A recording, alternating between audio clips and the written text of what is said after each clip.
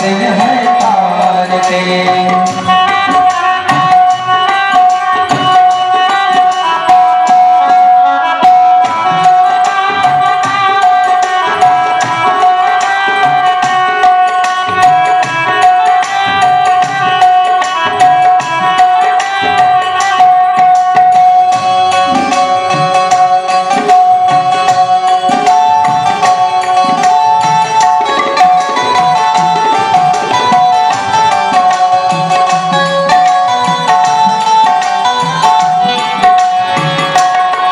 ये अमर ग्रंथ ये मुक्ति पंथ,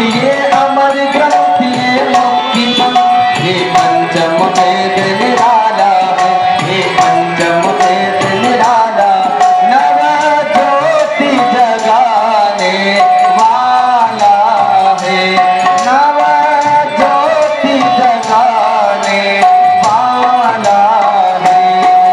हरि नाम यजी हरि धाम यजी, हरि नाम यजी हरि धाम यजी।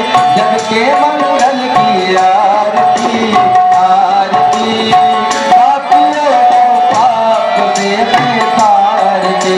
श्री भागवत भगवान की है आरती आरती, पापियों को पाप से तारती।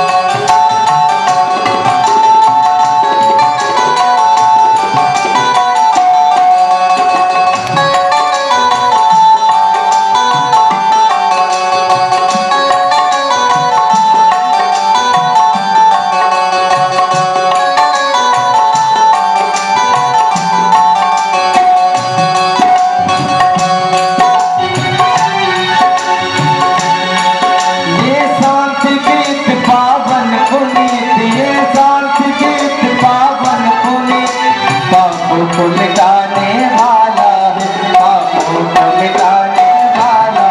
हरि दरस कराने वाला है, हरि दरस कराने वाला है। ये सुख करनी यह दुख हरनी, यह सुख करनी यह दुख हरनी। श्री मधुसूदन की आरती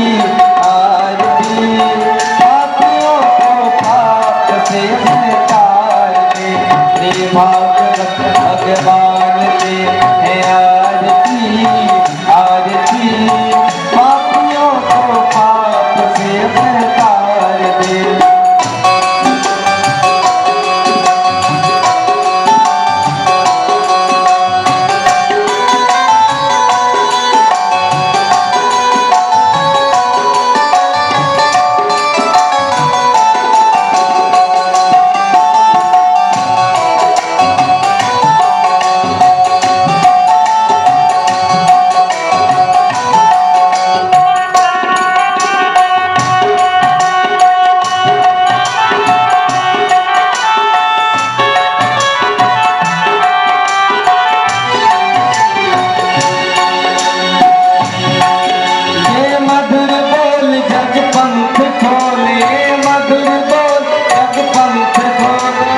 मार्ग दिखाने वाला है, मार्ग दिखाने वाला है। जिंदड़ी को बनाने वाला है, जिंदड़ी को बनाने वाला है। श्री राम यजी घनश्याम यजी, श्री राम यजी घनश्याम यजी। प्रभु की महिमा की आरती आरती, पापियों को पाप से तारती। भागवत भगवान की है आरती आरती, पापियों को पाप से तारती। पापियों को पाप से तारती, पापियों को पाप से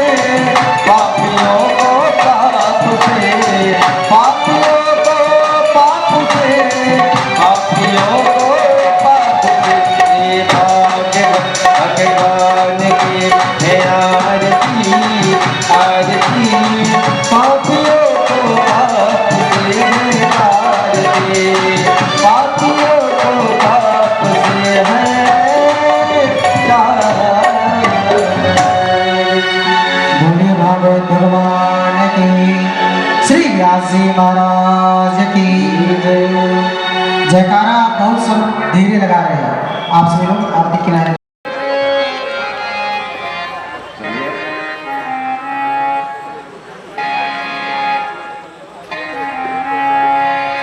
स्वस्ति श्री गणाधिपतये नमः। श्री सरस्वती नमः। श्री लक्ष्मी नारायणाभ्यां नमः।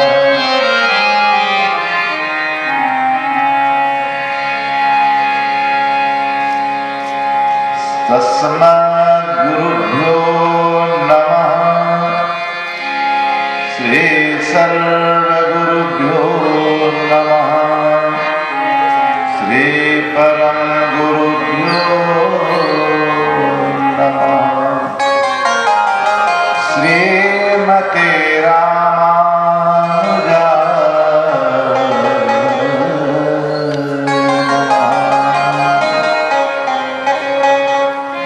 ओम नमः परमहंसाय शरणकमलचिलमकरन्दाय भक्तजनमानसनिवासाय श्रीरामचन्द्राय नमः। सञ्चिन्तयेत भगवतः शरणारविन्दम् वज्राङ्कुशध्वज सरोरुलाञ्छनाढ्यम् उत्तुङ्गरक्तविलसन्नखचक्रबालम् ज्योत्स्नाभिरातमहात्रिदयानकाय योऽन्तः प्रवेश्य मम वाचमिमाम्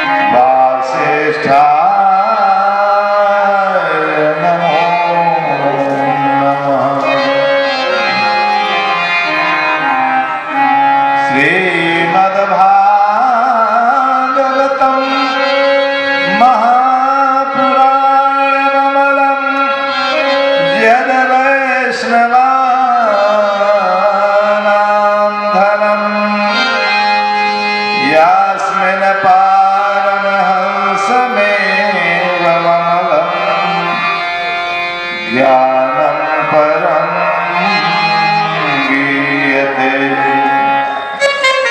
तत्र ज्ञानविरागभक्तिसहितं नैष्कर्म्याविष्कृतं तच्छृण्वन् विपठन् विचारण करो भक्त्या विमुच्यते भक्त्या विमुच्यते मनोजवं मारुततुल्यवेगं जितेन्द्रियं बुद्धिमतां वरिष्ठं वातात्मजं वानरयोऽथ मुख्यं श्रीरामदूतं शरणं प्रपद्ये कृष्णाय वासुदेवाय हरे परमात्मने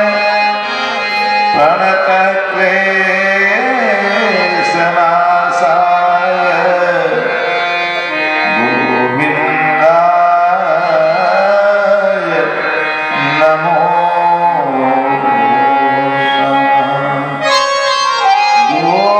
गोविन्दाय नमो नमः। बोल भक्तवत्सल भगवान की श्रीमद्भागवत भगवान की श्री हनुमान जी महाराज की जय जय श्री राधे श्याम।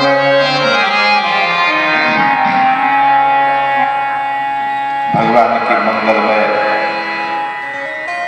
दिव्याति दिव्य मधुराति मधुर अमृतमयी कथा का श्रवण लाभ ले। इसके पूर्व परंपरानुक्रम में आइए 2 मिनट पहले भगवत नाम संकीर्तन, तत्पश्चात भगवान की दिव्य मधुराति मधुर कथा का हम सभी लोग श्रवण लाभ ले। भगवान की भक्ति की मस्ती में ताली बजाते हुए सब लोग कीर्तन को पीछे पीछे दोहराएं। श्री राधे राधे गोविंद गोविंद राधे राधे राधे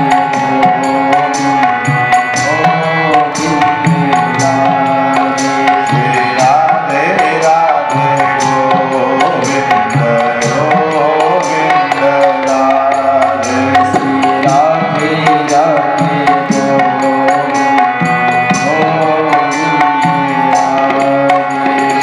राधे राधे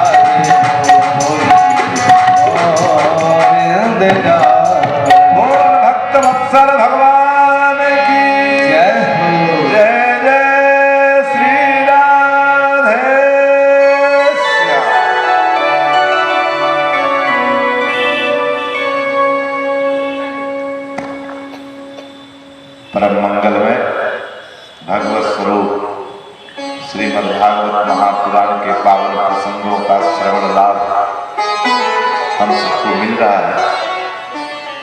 यह परम सौभाग्य की बात है। परीक्षित जी ध्यान इधर रखिएगा। 7 दिन के लिए आप परीक्षित बने।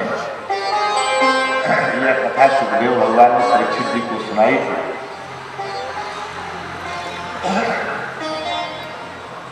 आपको यह अवसर मिला, आप इस कथा के यजमान बने हैं। समस्त ग्राम सभा के सहयोग से मंगलमय कार्यक्रम संपन्न हो रहा है और आप उसके परीक्षित बने हैं, तो यह परम सौभाग्य की बात है। जल्दी चलो बहन जी, वहीं बैठिए। तो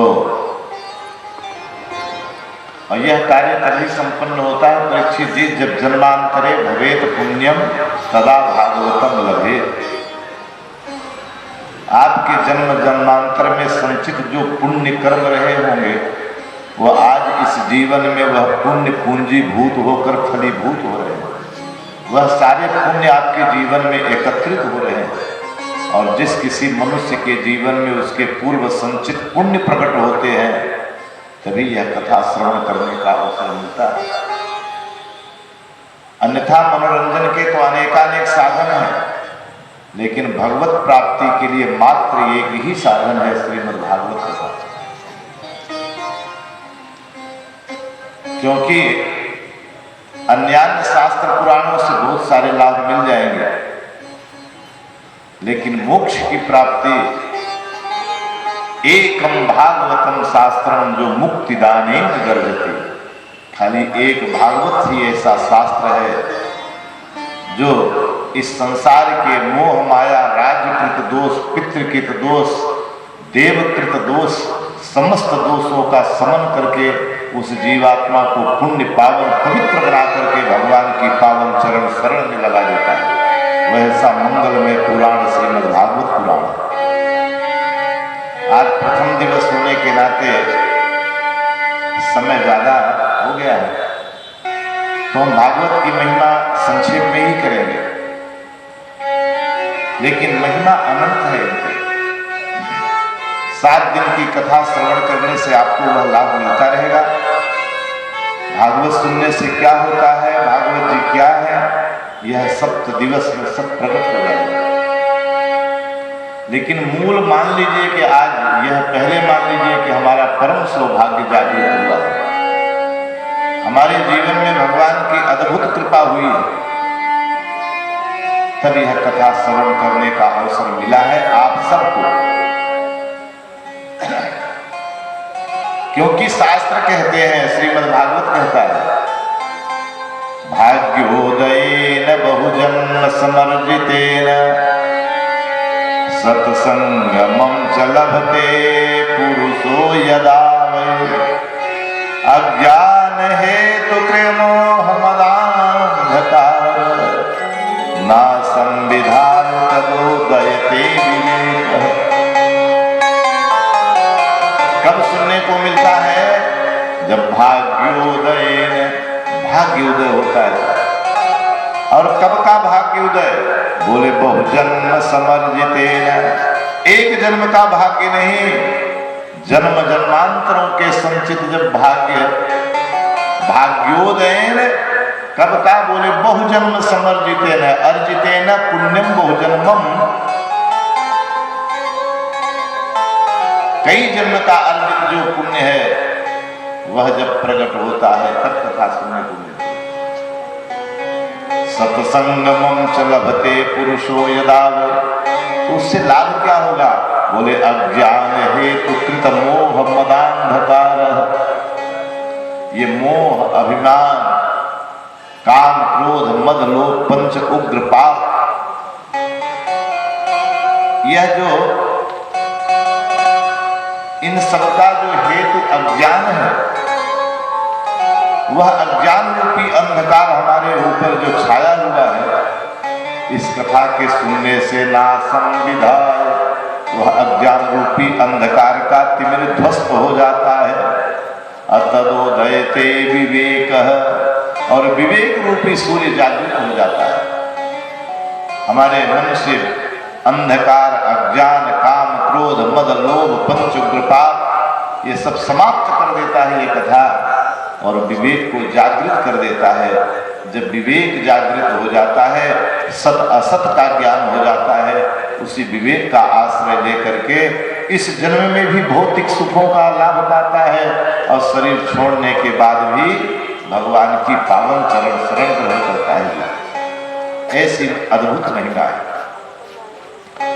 सच्चिदानंद रूपाय विश्वोत्पत्त्यादि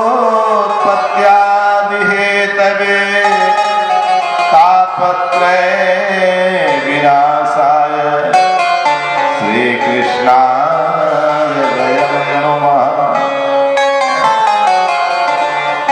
जो सतघन चिदघन आनंद स्वरूप हैं, सारे इस सृष्टि के उत्पत्ति पालन संहार करता है, जिनके स्मरण मात्र से दैहिक दैविक भौतिक तीनों ताप का समन हो जाता है, ऐसे भगवान श्री कृष्ण की पावन चरण शरण हम सभी लोग ग्रहण करते हैं। श्री सुखदेव महाराज के चरणों में हम प्रणत निवेदित करते हुए कथा में प्रवेश करेंगे। जो जन्म लेते ही परिव्राजक हो गए, यप्रजम मनुपेतम अपेत कृत्यम, जो जन्म लेते ही सन्यासी बन गए, अपेत कृत्यम, उनका कोई संस्कार नहीं हुआ। जैसे जन्म लिए 12 वर्ष तक अपने माँ के गर्भ में रहे सुखदेव जी, और जन्म लिए तो अपनी नारा खेड़ी सब लेकर साथी में चल पड़े जंगल की। उनके पिता वेदव्यास हा पुत्रेति तन्मयतया तरवो विनेद पीछे पीछे दौड़े, लेकिन सुखदेव जी वापस नहीं आए। उनके बदले में वृक्षों ने उत्तर दिया कि इन पुत्र के लिए आप रो रहे हैं। सर्वभूत हृदय मुनिमान तोस्मे, सारे सर्वभूत सारे जगत के प्राणियों के अंतरात्मा में निवास करने वाले ऐसे परमहंस सुखदेव को नमस्कार है, प्रणाम है, जिन्होंने 7 दिन तक परीक्षित को निमित्त बना करके सर्व वेदांत सार सर्वस्व पूरे जनमानस को यह कथा के रूप में प्रकट करके हमको दिया है। ऐसे सुखदेव जी को प्रणाम करते हुए आइए नैमिषारण्य की पावन भूमि में हम चलते हैं, जहां 1000 वर्ष का यह सत्र चल रहा है।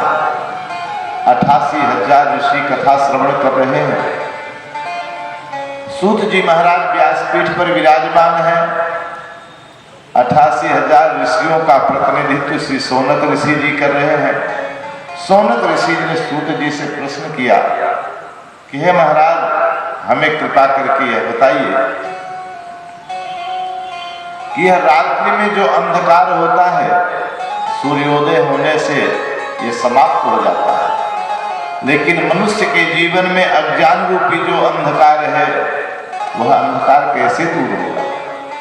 उस अंधकार को दूर करने के लिए आप करोड़ों सूर्य के समान हैं। इसलिए हे सुत जी महाराज, सूताख्या ही कथा सारम, कथा का सार हमको सुनाइए आज, जो हमारे कानों की महा औषधि है।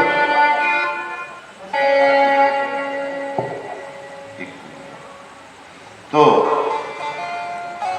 कथा सारम, कथा का सार सुनाइए। अब कथा का सार क्या है? कथा क्या है? जो भी कहा जाए सुना जाए वह सब कथा ही है। आज हम लोग इतने बजे आए, इतने बजे भोजन किए, फिर कलश यात्रा में गए, वहां गए, ये भी तो कथा ही है। सब कथा ही है, लेकिन कथा सार नहीं है। और सौनक जी कहते हैं कथा सारम, कथा का सार बताइए। तो कथा सार क्या है? जो भगवान की बात की जाए वही कथा सार है। जो अपनी कथा कही जाए वो कथा नहीं, वह तो व्यथा है। और आज लगभग श्रीमद् भागवत कथा में कथा कम व्यथा ज्यादा सुनाई दे रही है। उल जलूल की बातें आपको सुनाई देंगी, भगवान की कथा कम सुनाई पड़ेगी, क्योंकि घोर कलिकाल चल रहा है। सौनक जी कहते हैं कथा का सार हमको सुनाइए। कैसा हो? भक्ति ज्ञान विरागात्तो विवेको वर्धते महा। जिस कथा के सुनने से भक्ति ज्ञान वैराग्य बढ़े, विवेक बढ़े, माया मोह निराश्रय, माया मोह से मुक्ति हो, इसके लिए वैष्णव लोग क्या करते हैं? वही हमको सार सार कथा सुनाइए। श्रेयसाम यद भवे श्रेय पावनानां च पावनम, कृष्ण प्राप्ति करे शाश्वत साधनम तद्वदाधुना। जो श्रेष्ठ को भी श्रेष्ठ कर दे, पावनानां च पावनम, पवित्र को भी परम पवित्र बना दे। जो भगवान की शाश्वत प्राप्ति करा दे, वह कौन सा साधन है? देखिए, प्राप्ति दो प्रकार की होती है। भगवत प्राप्ति दो तरह की होती है। एक तो कई जन्म जन्मांतरों से आप तपस्या करें और तपस्या के परिणाम स्वरूप भगवान आपके सामने प्रकट हो जाए तो प्राप्ति हुई कि नहीं हुई? और दर्शन देने के बाद तुरंत अंतर्धान हो जाए तो प्राप्ति तो हुई, लेकिन थोड़ी देर के लिए मिले और फिर भगवान अंतर्धान हो गए। सौनक जी कहते हैं, कृष्ण प्राप्त करे शाश्वत साधनम तत्वदाधुना। ऐसा साधन बताइए कि जिससे शाश्वत प्राप्ति हो जाए भगवान की।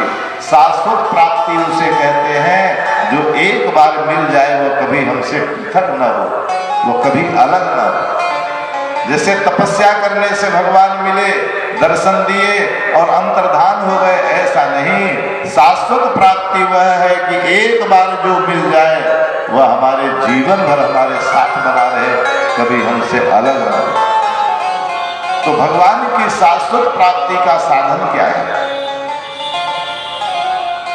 और अंत में कहते हैं महाराज, चिंता मणिर सुखम लोके सुरद्रुह स्वर्ग संपदा, प्रयच्छते गुरु प्रेतो दुर्लभम। यह आप ही दे सकते हैं महाराज, आप ही बता सकते हैं।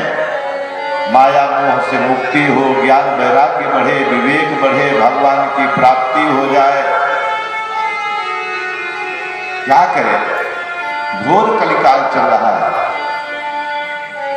जीव असुरता को प्राप्त हो रहा है, पशु वृत्ति जीवन में आ रही है, आसुरी वृत्ति से संपन्न होता चला जा रहा है कलयुगी प्राणी, घोर क्लेश सह रहा है।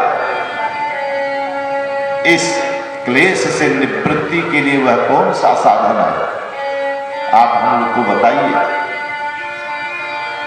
हम जानते हैं, आप ही बता सकते हैं, क्योंकि गुरु की कृपा से ही वैकुंठ मिल सकता है। इस संसार में दो चीजें बहुत मूल्यवान हैं, एक तो चिंतामणि और दूसरा कल्पवृक्ष। चिंतामणि की ये विशेषता है परीक्षित जी कि चिंतामणि जिसे मिल जाए उसके जीवन की समस्त चिंताएं समाप्त हो गई। जब चिंतामणि हाथ में है तो फिर चिंता किस बात की? तो चिंतामणि की विशेषता है कि उसके प्राप्ति से समस्त चिंताएं समाप्त हो जाती हैं। कहने का मतलब इस संसार में जितनी भी भौतिक वस्तु सुख साधन सामग्री है वह सब चिंतामणि से मिल जाती है। दूसरा कल्प वृक्ष सुरद्रुह स्वर्ग संपदा। दूसरा मूल्यवान वस्तु क्या है? कल्प वृक्ष। उसकी विशेषता क्या है? कल्प वृक्ष का सानिध्य अगर आपको मिल जाए तो कल्प वृक्ष के नीचे बैठकर जो भी आप सोचेंगे वह मिल जाएगा। स्वर्ग संपदा। अगर आप इंद्रासन की कामना करेंगे तो इंद्रासन भी कल्प वृक्ष दे सकता है। तात्पर्य क्या है? चिंतामणि से इस लोक की सारी सुविधा और कल्प वृक्ष से स्वर्ग लोक की सारी सुख सुविधा आपको मिल जाएगी। लेकिन ध्यान रखिए, एक हाथ में चिंतामणि, एक हाथ में कल्प वृक्ष, दोनों मिल जाएं फिर भी वैकुंठ नहीं मिल सकता। फिर भी आप दोनों से कामना करें कि वैकुंठ दिला दो तो न तो वैकुंठ कल्प वृक्ष दे पाएगा और न वह चिंतामणि से मिलेगा।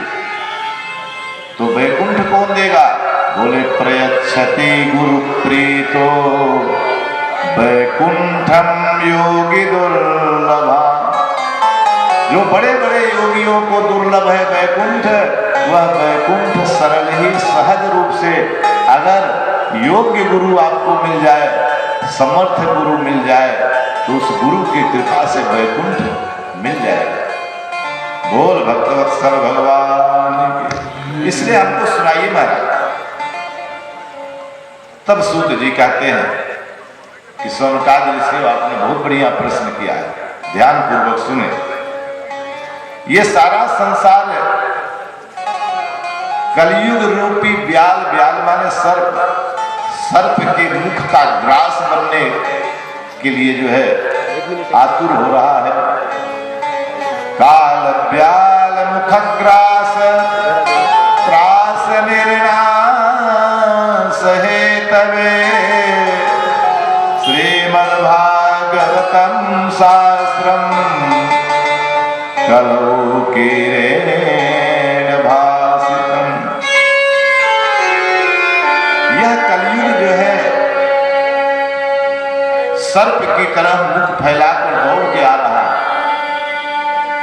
धीरे धीरे हमारी संस्कृति को चौपट करता चला जा रहा है, धीरे धीरे हमारे स्वभाव, हमारे प्रभाव, हमारे सब पर इसका असर पड़ता जा रहा है।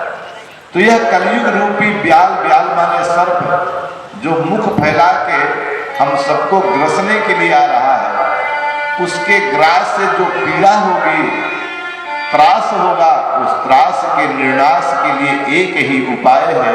वह क्या उपाय है? बोले श्रीमद्भागवतम शास्त्रम कलौ कीरेण भासितम।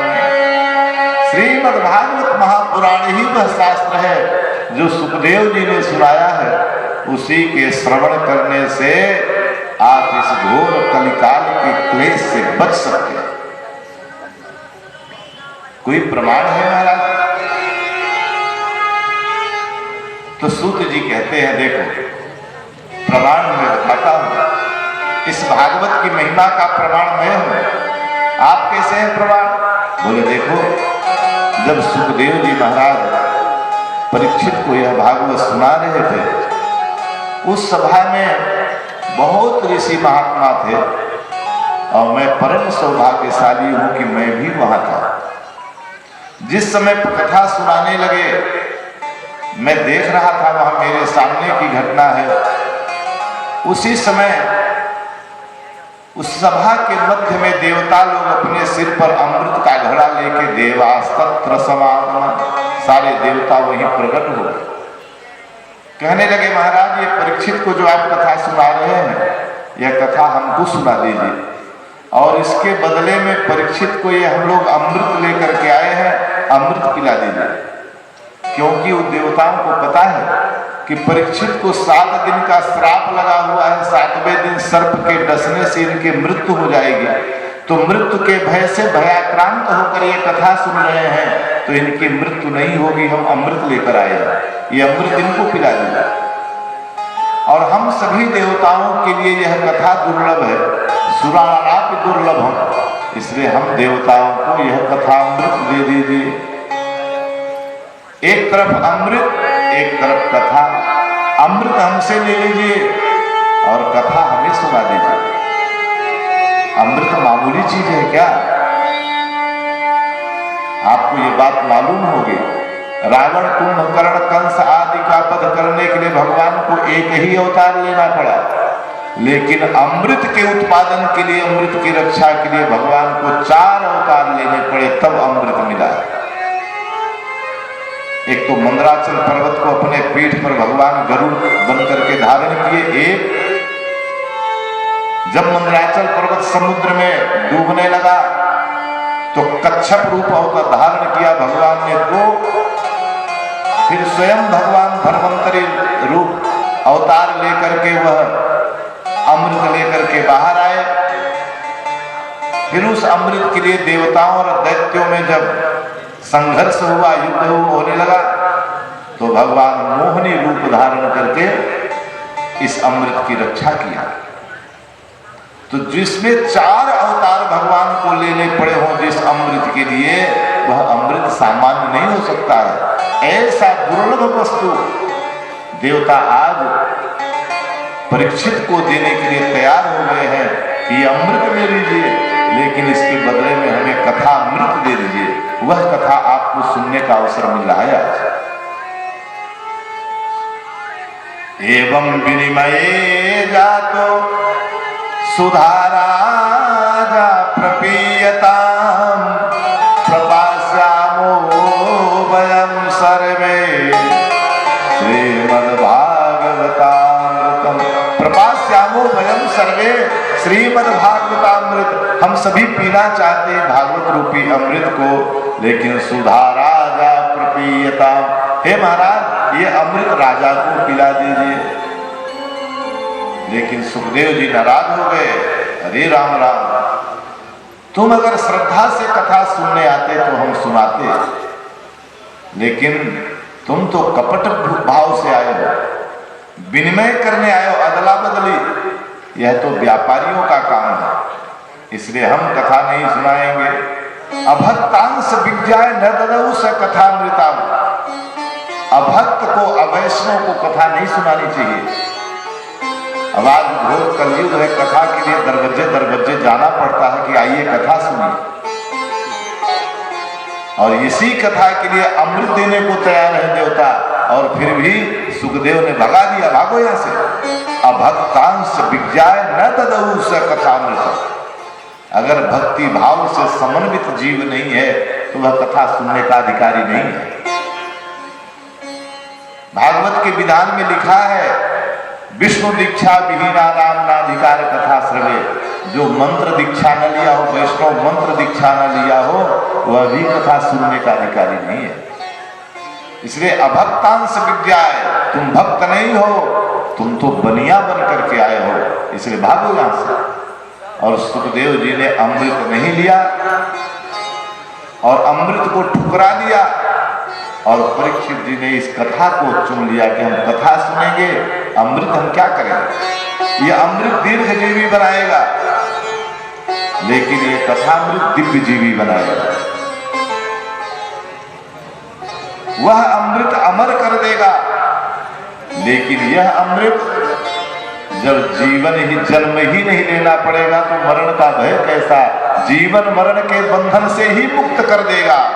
एक बार शरीर छोड़ दिया, भगवत प्राप्ति हो गई, भगवत धाम को चले गए, पुनरपि जननम पुनरपि मरणम के बंधन से मुक्त हो गए। हमें तो जन्म ही नहीं लेना पड़ेगा, फिर मरने का क्या डर है। इसलिए यह अमृत ज्यादा लाभदायक है उस अमृत से।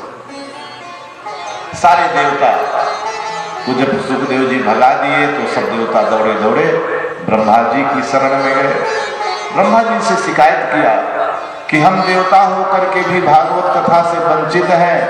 वहां पृथ्वी पर मनुष्यों को यह कथा सुनाई जा रही है, लेकिन हम देवताओं को नहीं सुनाई जा रही। किससे कहा? ब्रह्मा जी से।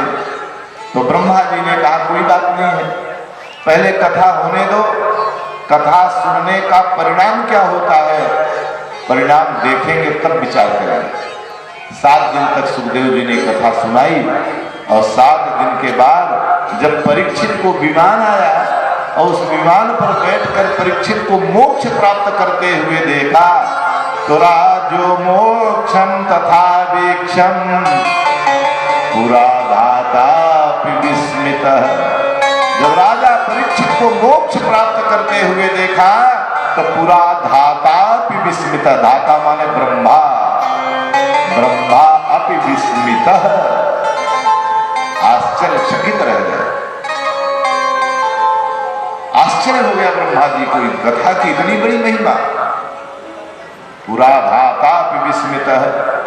तो एक काम किया, तराजू मंगाया, एक तराजू पर भागवत जी की पोथी रख दिया और एक तराजू पर चारों वेद, 6 शास्त्र, पुराण, उपनिषद, महाभारत, वाल्मीकि आदि सारे ग्रंथ रखते गए। और सत्यलोके तुलाम बद्ध्वा तोलयत साधनान्यजः, अन्यजः अन्य साधन जो अन्य शास्त्र है उनको तौलने लगे। लेकिन हुआ क्या, लघुन्यम्यानि जातानि गौरवेण इदं महत्। सारे धर्म ग्रंथ एक तराजू एक पलड़ा पर सब मिल करके भी इस भागवत महापुराण को तौल नहीं पाए। जब नहीं तौल पाए तब सारे देवताओं ने श्रीमद् भागवत महापुराण पर पुष्पों की वर्षा किया। 88,000 ऋषियों ने हाथ उठाकर कह दिया, मेनिरे भगवद रूपम,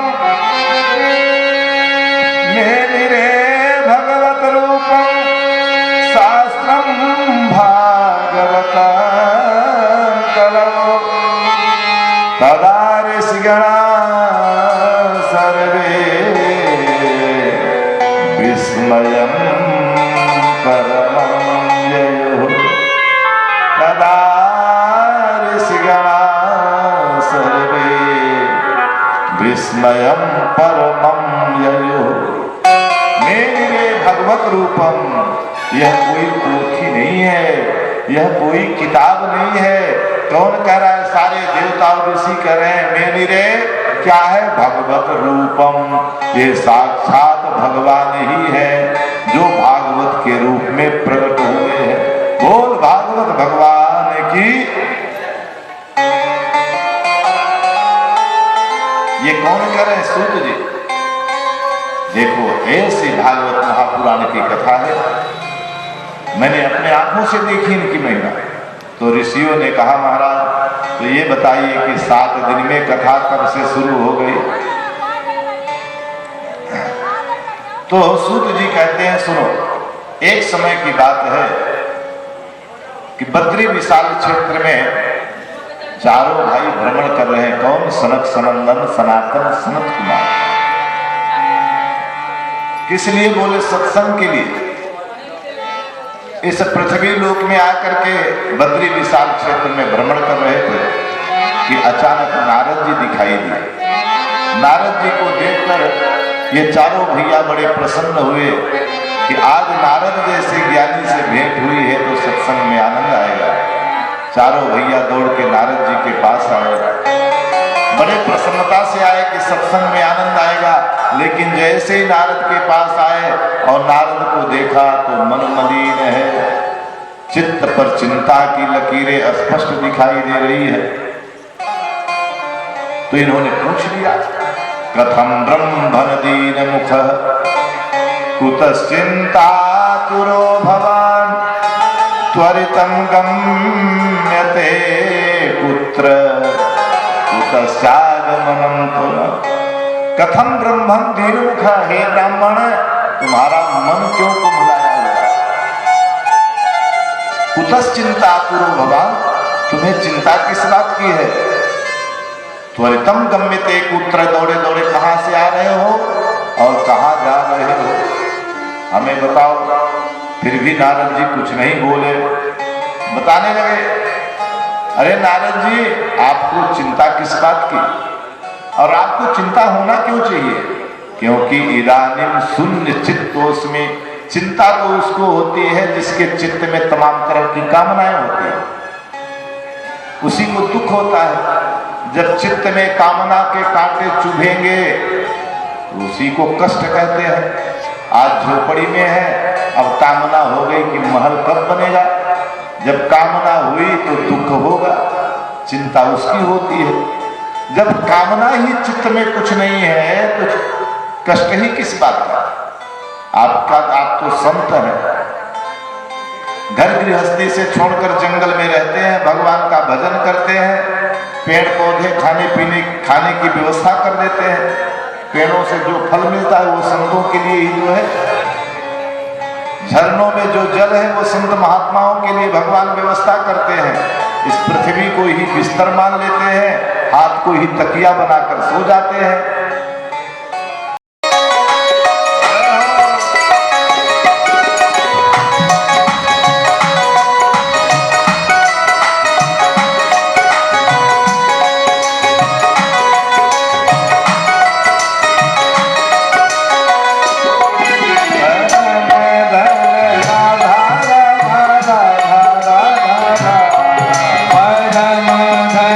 राधा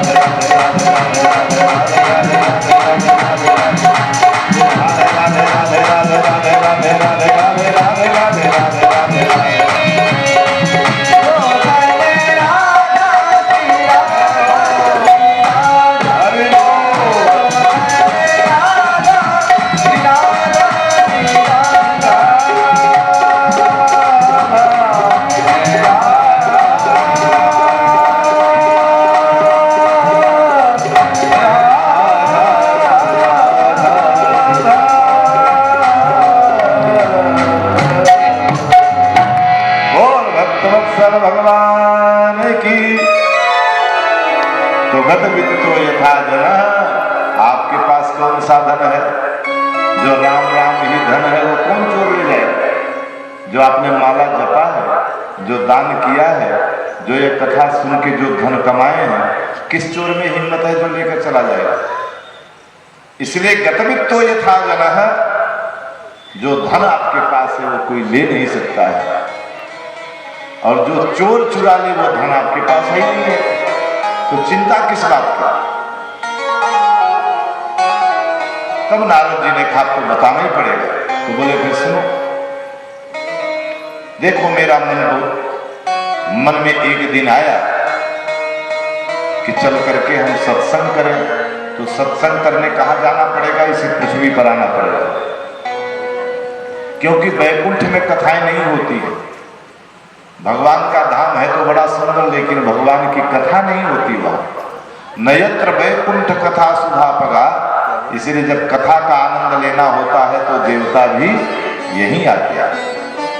तो नारद जी ने कहा मैं भी सत्संग का आनंद लेने के लिए पृथ्वी लोक पर आया, और सर्वोत्तमान्विति हर जगह उत्तम से उत्तम स्थान पर मैंने भ्रमण किया। कहाँ कहाँ भ्रमण किया?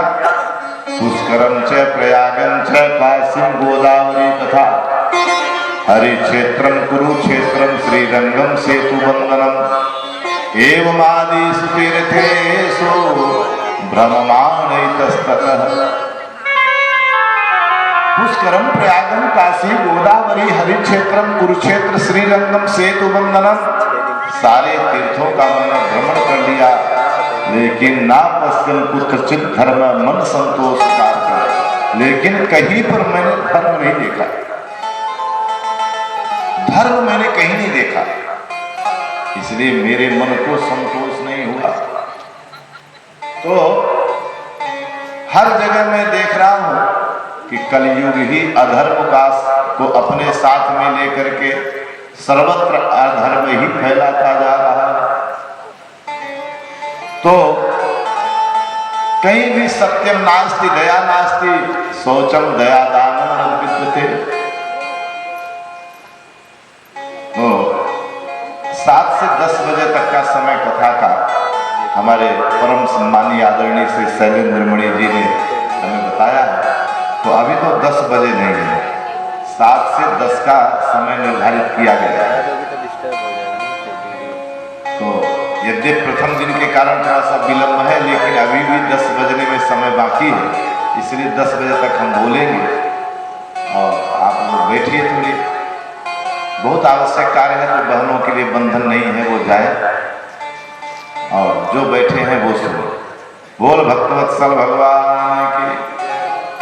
तो कहीं पर सत्य नहीं है, दया नहीं है, दान नहीं है, पवित्रता नहीं रह गई है, सर्वत्र अपवित्रता हो गई। अब तो महाराज जहां भगवान की रसोई बनती है, किचन, वहां भी जूता चप्पल पहन के ही जाते हैं। वही जूता चप्पल पहन के शौचालय में जाएंगे, अपवित्र स्थानों में जाएंगे, और फैशन की इतनी पराकाष्ठा हो गई, इतनी पढ़ी लिखी बहनें हो गई कि रसोई में भी चप्पल, वही जूता पहन के जाएंगे। तो बुद्धि भ्रष्ट नहीं होगी तो क्या होगी बताइए? जैसा खाए अन्न वैसा बने मन। जब अन्न दूषित खाओगे तो मन में प्रदूषण होगा, निश्चित रूप से मन बिगड़ेगा। तो कहीं पवित्रता नहीं रह गई। दया दान विद्यते, दया नहीं रह गई, दान नहीं रह गया। दान थोड़ा सा करेंगे, 1000-2000 मंदिर में दान करेंगे, लेकिन 3 पीढ़ी के पितरों का नाम मंदिर में लिखवाएंगे। हमारे पिताजी का नाम, बाबा जी का नाम, बाबा जी के पिताजी का नाम लिखो। ये कोई दान थोड़ी रह गया। लिखवा देने से वह दान की महिमा समाप्त हो जाती है। तो कहीं पे कुछ नहीं रह गया। मैंने संतों महात्माओं को यहाँ जाकर के सोचा कि वही शांति मिल जाए, चले साधु संतों के पास। लेकिन संतों के पास गया तो वहां भी बड़ी विडंबना। प्रायः संत भी अब पाखंडी होते चले जा रहे हैं। सभी संतों की हम बात नहीं कर रहे हैं, लेकिन प्रायः आज घोर कलिकाल में संत भी पाखंडी होते चले जा रहे हैं। पापस्य खंडः इति पाखंडः, ही एक हिस्सा है पाखंड। पाखंड क्या है? जैसा वह है वैसा दिखे न, दिखा दूसरे तरह का। जैसा वो दिखाता है अपने आप को वैसा वो है नहीं, यही पाखंड है। और सभी लगभग आज कलयुग ने उन संतों को भी जकड़ लिया है और वह भी पाखंड परायण होते चले जा रहे हैं। आए दिन बाबाओं के समाचार सुनने को मिलते हैं, फला बाबा गया जेल में, फला बाबा गया जेल में। ये क्यों? क्योंकि पाखंड का आश्रय लेंगे तो परिणाम तो ये भोगना ही पड़ेगा। संतों को क्या चाहिए? कमंडल चाहिए, लंगोटी चाहिए। जंगल में जाकर भगवान का भजन करते थे, गिरकंदरा खोह में रहते थे संत। लेकिन आज संतों के ठाट बाट देखो, 7 स्टार सुविधा में रह रहे हैं, एसी में रह रहे हैं, निजी हेलीकॉप्टर हो गए मोहतेरों के पास। जब इतने वैभव संपन्न संत होंगे, उनको धन की क्या आवश्यकता है? धन तो गृहस्थ को चाहिए जिसके यहाँ चारों आश्रम की व्यवस्था चलती है। लेकिन तुलसीदास जी कहते हैं, तपसी धनवंत दरिद्र गृही। गृहस्थी आज दरिद्र होता चला जा रहा है, गरीब होता चला जा रहा है। जिसे बाल बच्चों को पढ़ाना है, घर परिवार चलाना है, खेती बाड़ी तमाम काम करना है, उसके पास धन नहीं रह गया। वो गरीब से गरीब होता चला जा रहा है। जिनको खाली माला चाहिए भगवान का, जिनको मात्र भजन ही करना चाहिए था, वह संत आज 7 स्टार सुविधा में रह रहे हैं, निजी हेलीकॉप्टर से चल रहे हैं। उनके महल देखिए कैसे बने हुए हैं। ये घोर कलिकाल है। अब समाज को कौन मार्गदर्शन करेगा? ये हमारे शैलेंद्र जी आए हैं भाई, ये हमारा भाई आया है। वाह गजब है इनकी, कितना हम वंदना करें, कितना व्यासपीठ से आशीर्वाद दे। कहाँ का आदमी आपके गांव समाज में घर घर दरबज्जे जा जाकर सबसे एक पैसे कैसे इकट्ठा करके और आपके गांव में कथा करवा रहे हैं। और डर बेचारे को ये बना है कि कहीं घाटा न हो जाए, जिनको बुलाए हैं उनको पैसा देने में घट न जाए, रसोई में क्या है क्या नहीं है, दिन रात बेचारा दौड़ रहा है। लेकिन कोई इधर ध्यान नहीं देगा। लेकिन अगर बड़े हेलीकॉप्टर वाला संत आ जाए जिसके आगे पीछे हजारों गाड़ियां दौड़ती हो, तो सब माला लेके दौड़ेंगे। यही तो कलयुग है। तो इसलिए नारद जी कहते हैं कि मैंने संत पाखंड निरता संतो विरक्ता सपरिग्रहा, मैंने संतों को देख लिया, वहां भी मेरे चित्त को चैन नहीं मिला। अब तो नाम ही बड़े अजीब है। एक जगह गए, देखे 50 एकड़ में बना हुआ है। ध्यान दीजिए, 50 एकड़ में बने हुए हैं, बड़े महले 2 महले 10-10 महला बना हुआ है। हर कमरे में एसी लगा हुआ है और बीच में नहाने के लिए स्विमिंग पूल भी बना है। किसी ने पूछा ये किसका ये भवन राजस्थान है? तो उत्तर मिलता है त्यागी जी महाराज का। किसका है? त्यागी जी। नाम क्या है? त्यागी जी। ये त्याग है, इसी को त्याग कहते हैं। ये त्यागी जी महाराज। इतने में 4 बच्चे 5 बच्चे 10 बच्चे घूमते घामते आए। किसी ने पूछा ये बच्चे किसके हैं? तो उत्तर मिलता है ब्रह्मचारी महाराज के। ब्रह्मचारी के भी बच्चे होते हैं, ये ब्रह्मचारी जी के बच्चे हैं। एक आश्रम में जोर से कलह हो रहा था, खूब झगड़ा लड़ाई चल रही थी। बोले कलह कहाँ हो रहा है? बोले मौनी बाबा के आश्रम में हो रहा है। ऐसे होते मौनी बाबा, इनके तो नाम भी बड़े बड़े विचित्र होने लगे। इसलिए पाखंड निरता संतो, सारे संत पाखंड परायण होते चले जा रहे हैं। अब समाज को मार्गदर्शन कौन देगा? ये तो धन इकट्ठा करने के चक्कर में पड़ रहे। फिर बड़े बड़े मंत्री मिनिस्टरों को बुलाएंगे, उनको झुकाएंगे। इनके पास वोट की ताकत भी हो गई है। तो नारद जी ने कहा कि मेरा मन भर गया संतों से। मैंने सोचा विरक्तों को, गृहस्थों को देख लूं।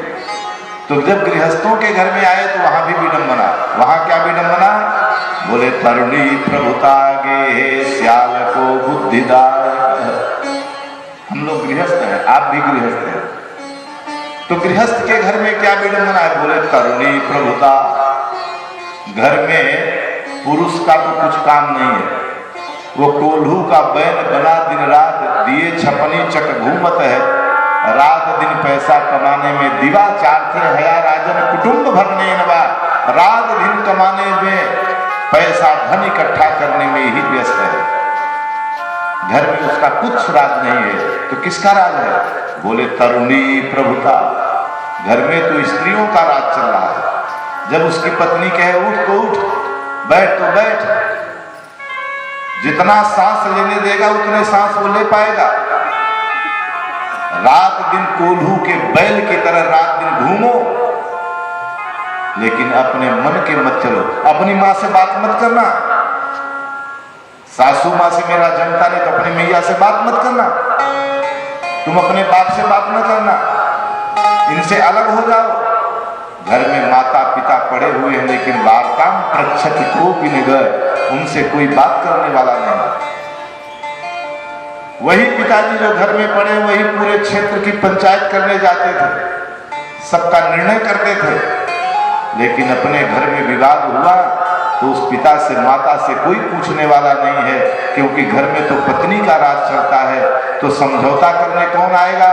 बोले सियाल को बुद्धिदायक है। सियाल को माने साला, ससुराल से साले साहब को बुलाया जाएगा, जल्दी आओ। तो ससुराल से जब साला आएगा वह पंचायत करेगा। ये कलयुग की विडंबना है। कन्या विक्रयणो लोभात् दंपतीनां च कल्कनम्। अब शादी विवाह नहीं हो रहे, कन्या विक्रय हो, कन्याएं खरीदी जा रही है, अपने अपने बच्चे बेचे जा रहे हैं। इतने लाख लेंगे, दहेज लेंगे, तब विवाह करेंगे तुम्हारी बिटिया से। समान गोत्र नहीं है, समान जाति नहीं है, समान व्यवहार नहीं है, समान आचरण नहीं है। आचरण व्यवहार गुण समानता कुछ भी नहीं है, लेकिन सौदा पट जाए जहां वही संधि बन जाए, जहां गड्डी पहुंच जाए वही संधि बन जाए। जब इस तरह से सौदेबाजी से विवाह होगा तो परिणाम क्या होगा? दंपति नाम च कलकलम्। फिर तो रात दिन पति में झगड़ा होगा, फिर तो कोर्ट कचहरी में भी मामला जाएगा, क्योंकि उस लड़की ने आपके लड़के को खरीद रखा है। यह कलयुग की विडंबना देखकर मेरा मन अशांत हो गया, ऐसा नारद जी ने कहा। तो मैं दुखी मन से वापस आ रहा था, इतने में मेरे मन में आया कि एक जगह और है, चल करके वहीं देख लें, शायद मेरे मन को चित्त को चैन मिल जाए। वह कौन सी जगह है? बोले श्री धाम वृंदावन। श्री धाम वृंदावन, जहां पर यमुना के पावन पुलिन पर भगवान ने सखियों के साथ महारास किया था, वह यदुवंशी हमारे श्री ठाकुर जी ने नृत्य रास किया था। और आज भी भगवान वृंदावन में रहते हैं, क्योंकि उनका वचन है कि वृंदावनम परित्यज्य पादमेकं न गच्छति। तो नारद जी के मन में आया कि चल करके वृंदावन में देख लें, शायद वहां मेरे मन को चैन मिल जाए। इसलिए नारद जी कहते हैं मैं वृंदावन की ओर चल पड़ा। अरे वृंदावन जाने को जी चाहता है, वृंदावन जाने को जी चाहता है, वृंदावन जाने को जी चाहता है, वृंदावन जाने को जी चाहता है, वृंदावन जाने को जी चाहता है, वृंदावन जाने को जी चाहता है। राधे राधे गाने को श्री राधे राधे राधे गाने को जी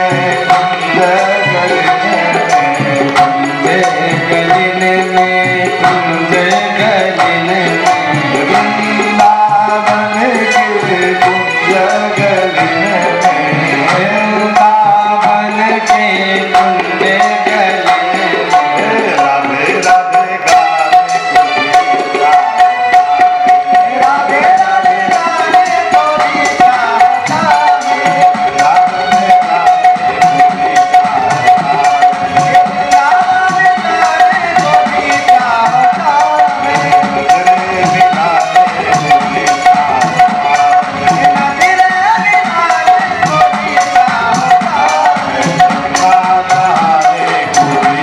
गाने तुझे जमुना नहाने कोई चाहता है राधे राधे गाने तुझे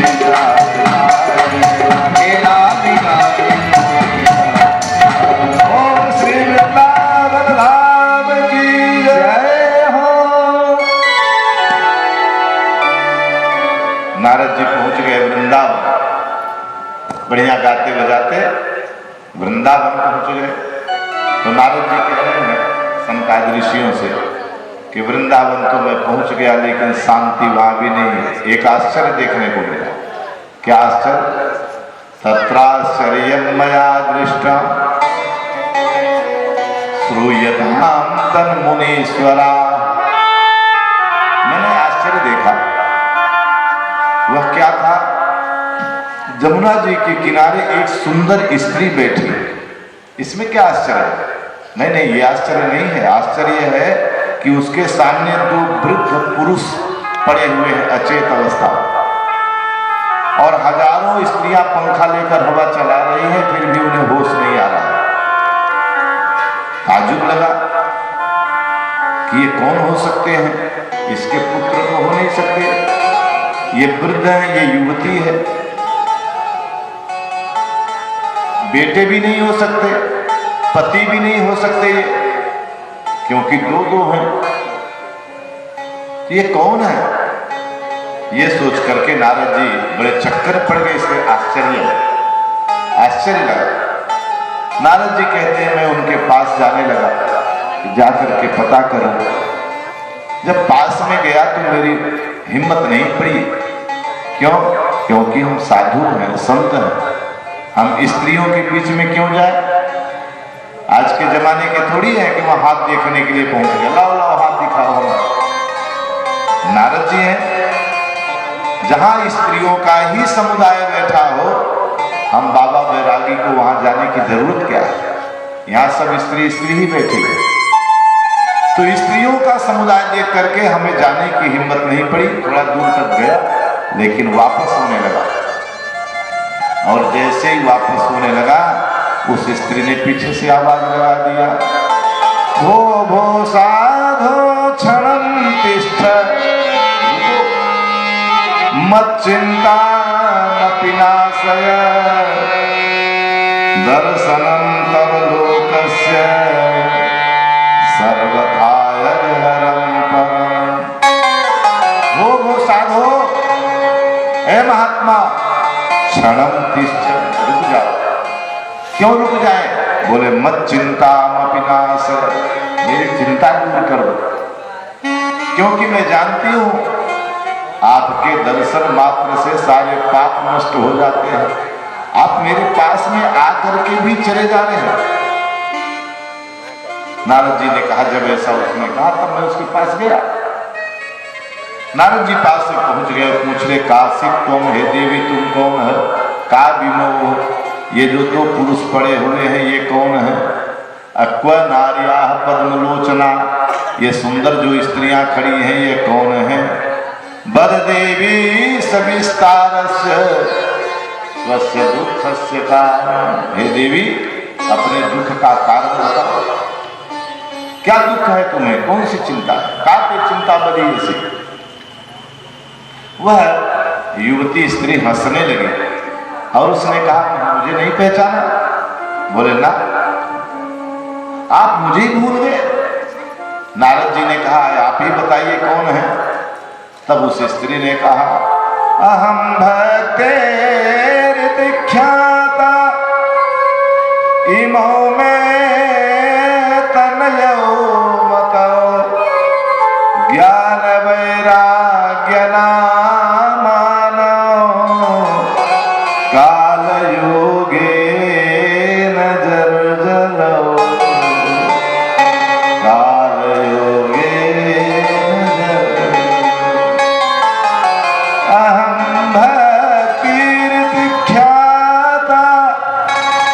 इमो में तनयो मतो ज्ञान वैराग्य न मानो काल योगे न जर्जरो। हे महाराज, मैं भक्ति मैया हूं, अहम भक्ति, मैं भक्ति हूं। अच्छा, तो ये सामने दो पुरुष कौन है?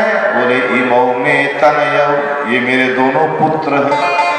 कौन पुत्र है? बोले ज्ञान वैराग्य। तो भक्ति कौन है? माँ है, भक्ति माता है और ज्ञान वैराग्य उनके दो पुत्र हैं। ज्ञान हमको हो चाहे ना हो, वैराग्य हो चाहे ना हो, लेकिन अगर भक्ति हम भगवान की पकड़ लेंगे तो ज्ञान अपने आप आ जाएगा और वैराग्य भी अपने आप आ जाएगा, क्योंकि ये तो भक्ति के ही बेटे हैं। तो हो क्या गया? बोले काल योगे न जर्जरो, घोर कलयुग के प्रभाव से ज्ञान और वैराग्य प्रसुप्त अवस्था में हो गए, अचेत हो गए। देखिए, ज्ञान है, किसको ज्ञान नहीं है?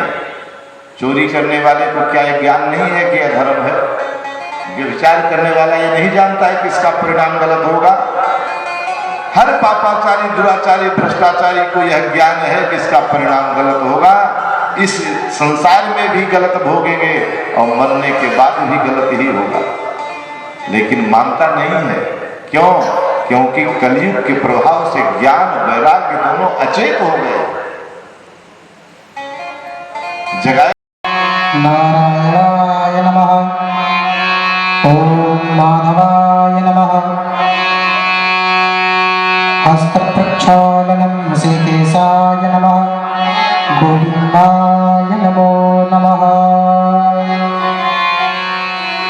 सबके ऊपर जल छिड़क देंगे,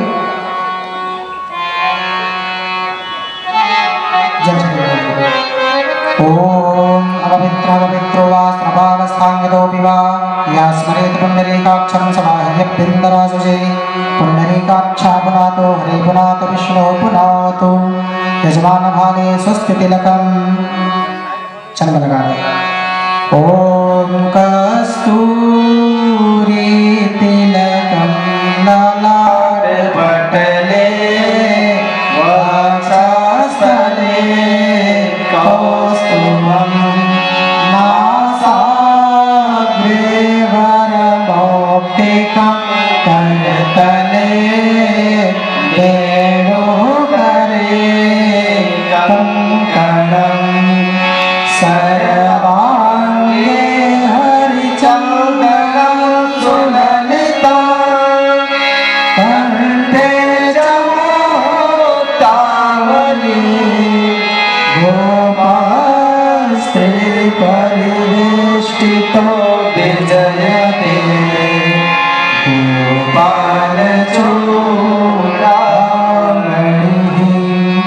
सभी लोग हाथ में अक्षत पुष्प ले लें और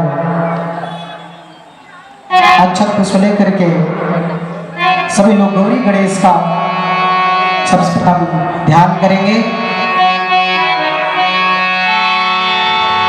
बंदो शंभो भवानी के नंदन आनंद कंदन कंदपति जय दीनन दायक देवा सिद्धि के गणनायक मोटे पसी जय बुद्धि के दाता गजानन आनंद मेरी को बुद्धि सुबुद्धि करी जय नमस्कार।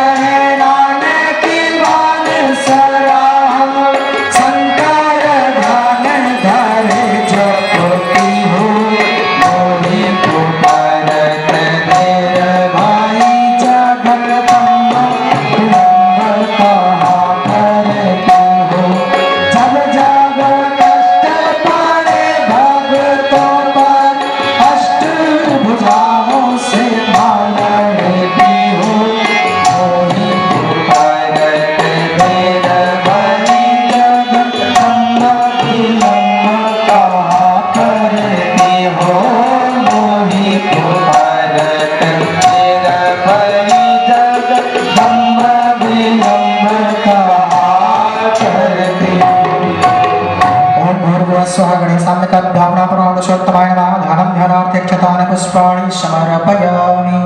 यहाँ पे चढ़ाएंगे सभी लोग, यहाँ किनारे चढ़ा देंगे।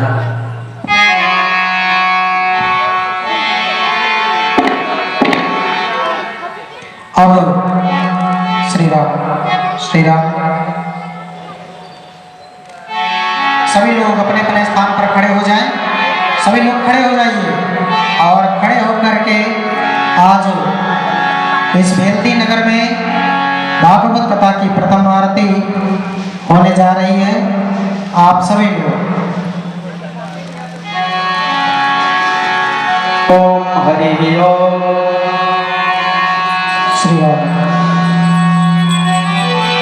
माता बहन आप सभी लोग आगे आ जाएं और एक आरती ले लीजिए, बदल बदल करके आप सभी लोग करते रहिएगा और आप सभी लोग भी बदल बदल करके करेंगे।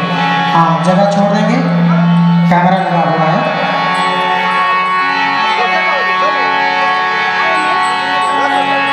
ओम हरि ओम। मे प्रजननं मे असदसमेरगुं श्रवगणगुं स्वस्तये आत्मसने प्रजासने पशुसने लोकसन्नवयसन् अग्निप्रजां बहुलां मे करोत्पन्नं पयोरेतु अस्मासु धत्ता। श्रीभागवत